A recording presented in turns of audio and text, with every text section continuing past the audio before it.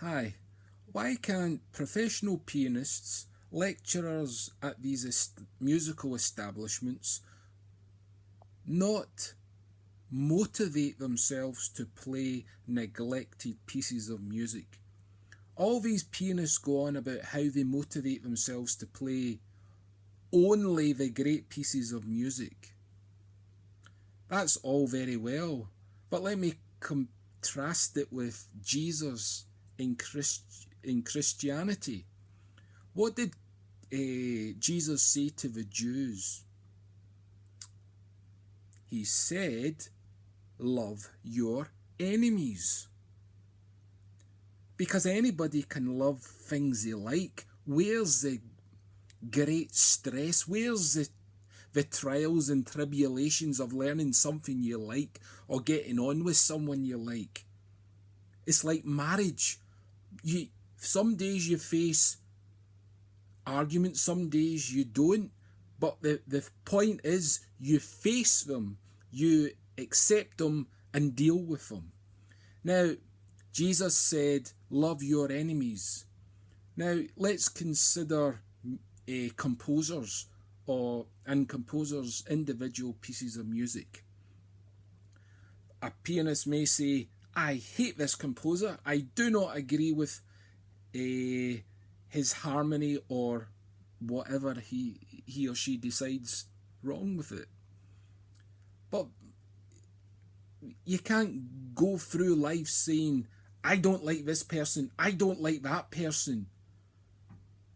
Because in the end, isn't that what God of the Old Testament did? And what non-believing Gentiles say? God did this, he hated that, he hated this. But musicians are doing this every single day of their lives. Where is the motivation? Where is the love? You know, people talk about a minimum wage. The government doesn't care for people, or the companies care. They put these people in such a strict income of money, and the troubles ensue.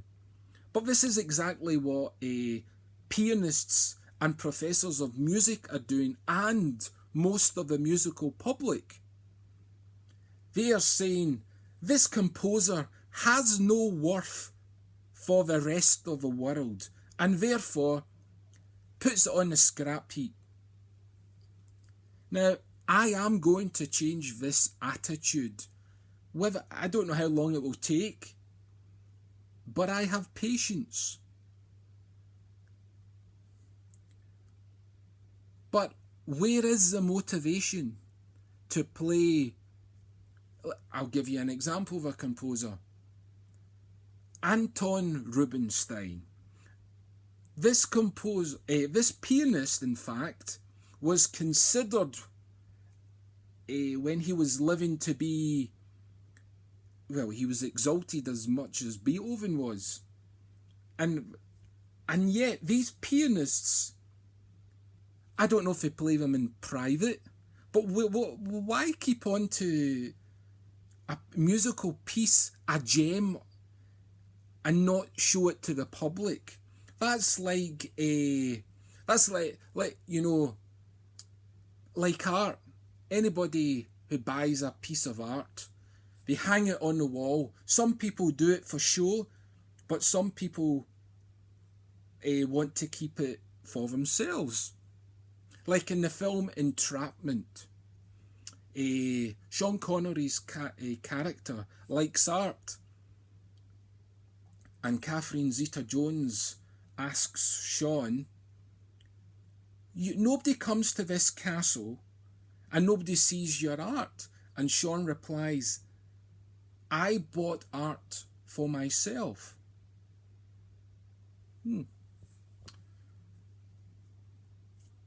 Anyway, so basically that's it. More updates will follow.